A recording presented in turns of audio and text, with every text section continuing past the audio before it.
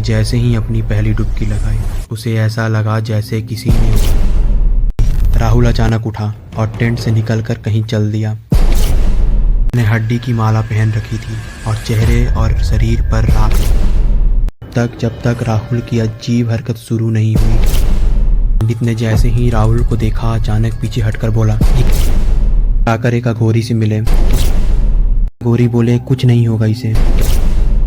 ऐसा पर्व जहाँ हर तरह के लोग आते हैं, कई अपना पाप धोने, कई अच्छी सिद्धि करने और कई बुरी। आज की कहानी में कुछ ऐसा ही हुआ है। राहुल नाम का एक लड़का अपने परिवार के साथ इस महाकुंभ के पावन पर्व में शामिल होने गया था, लेकिन वहां से आते समय वे सभी अपने साथ एक ऐसी बुरी शक्ति को ले आए जिसने उनके बेटे को जिंदा लाश बना दिया। ऐसा क्या हुआ राहुल के साथ, जिसकी वजह से राहुल को वापस उसी महाकुंभ में लौट कर आना पड़ा? तो चलिए चलते हैं अपनी कहानी महाकुंभ का श्राप की तरफ एक स्मॉल इंट्रो के साथ स्टार्ट करते हैं।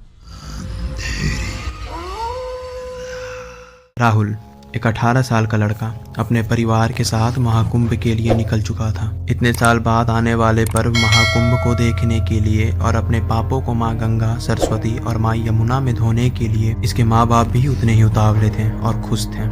राहुल और उसका परिवार भजन करते चला जा रहा था और चेहरे पर एक अलग सी खुशी थी, पर ये खुशी उनके चेहरे पर ज्यादा देर तक नहीं रहने वाली थी। वे सभी प्रयागराज पहुंच चुके थे और उन्होंने रुकने के लिए एक टेंट भी रेंट पर ले लिया था। वे सभी वहां पहुंचते ही भीड़ और वहां की चकाचौंध को देखकर खुश भी उतने ही थे और चौके भी उतने ही थे। पूरा दिन वे तरह तरह के साधुओं और अघोरियों से मिल रहे थे और साथ ही आशीर्वाद भी ले रहे थे। बहुत देर तक घूमने के बाद आखिर में वे नदी में उतरे और डुबकी लगाने लगे। राहुल ने जैसे ही अपनी पहली डुबकी लगाई, उसे ऐसा लगा जैसे किसी ने उसके नीचे खींचने की कोशिश की हो, पर उसे अपना वहम समझकर उसने दूसरी डुबकी लगाई। जैसे ही उसका सर पानी के अंदर गया, उसे ऐसा लगा जैसे किसी ने उसकी गर्दन को पकड़ लिया हो, पर कैसे भी कर राहुल पानी से निकल आया। उसके माँ बाप ने गौर किया कि उसके गर्दन में एक अजीब तरह की माला है, पर उनको ऐसा लगा जैसे भगवान ने उसे आशीर्वाद दिया है और उन्होंने उसे पहनने रहने के लिए बोला।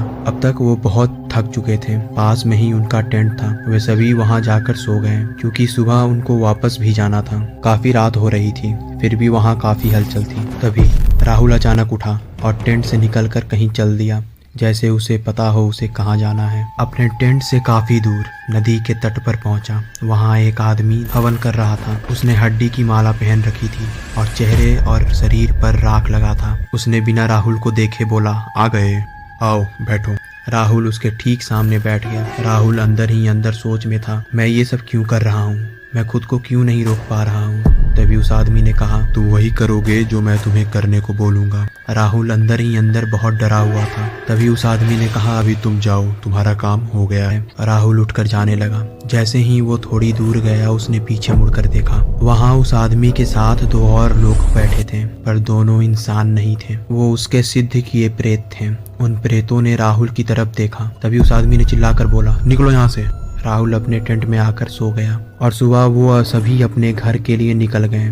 आते समय राहुल जितना खुश था और बोल रहा था, जाते समय वो उतना ही शांत हो गया और बस अपने माले को घूरे जा रहा था। उसके माँ बाप ने ज्यादा गौर नहीं किया, पर तब तक जब तक राहुल की अजीब हरकत शुरू नहीं हुई। राहुल और उसका परिवार को आए अभी 2 दिन भी नहीं हुए थे, तब तक राहुल पूरा बदल चुका था। रातों को उठकर चिल्लाने लगता, बैठे बैठे रोने लगना, कच्चा मांस खाना और तो और मांस को भगवान के मंदिर में रख देना। ये सब देखकर उसके माँ बाप समझ गए उसके बेटे के साथ कुछ गलत हुआ है। उन्होंने एक पंडित को दिखाया। पंडित ने जैसे ही राहुल को देखा, अचानक पीछे हटकर बोला, ये क्या ले आए हो? राहुल के माँ बाप बहुत डर गए और पूछे, क्या हुआ? पंडित ने कहा, जहाँ से लाए हो वहीं छोड़ कर आओ, जाओ यहाँ से, कुछ नहीं हो सकता है। यहाँ बहुत पहुंची हुई चीज है, ये शमशान की चीज है, जितनी जल्दी जाओगे उतने ही फायदे में रहोगे। और उस पंडित ने राहुल के हाथ पर एक कलावा बांध दिया और कहा, ये उसे वहां ले जाने में आपकी मदद करेगा, लेकिन जल्दी निकलो। राहुल को लेकर वो दोनों वापस से प्रयागराज आ गए और आकर एक अघोरी से मिले। उसने देखते ही कहा, क्यों, क्या हुआ? आशीर्वाद समझा था उसे, और यहाँ भगवान भी आते हैं और शैतान भी, पर इसमें तुम्हारी गलती नहीं है, आओ बैठो। उन्होंने राहुल के गले में से वो माला निकाला और कुछ पढ़ा और कहा, इसे वहीं फेंक कर आओ जहाँ से लाए हो, पर वही फेंकने जाएगा जिसने इसे लाया है। उसने कहा, राहुल लो ये माला और उसी नदी में फेंक दो जाकर जहाँ से लाए हो, पर लौटते समय कुछ भी हो जाए पीछे मुड़कर मत देखना। राहुल की माँ ने अचानक बोला, पर ये कैसे हो जाएगा? चलने तक की ताकत नहीं है इसमें, ये सब कैसे करेगा? तभी अघोरी बोले, कुछ नहीं होगा इसे। जब सर पर शंभू का हाथ पड़ जाता है तो लंगड़ा भी चलने लगता है। जाओ राहुल, पर पीछे मुड़कर मत देखना।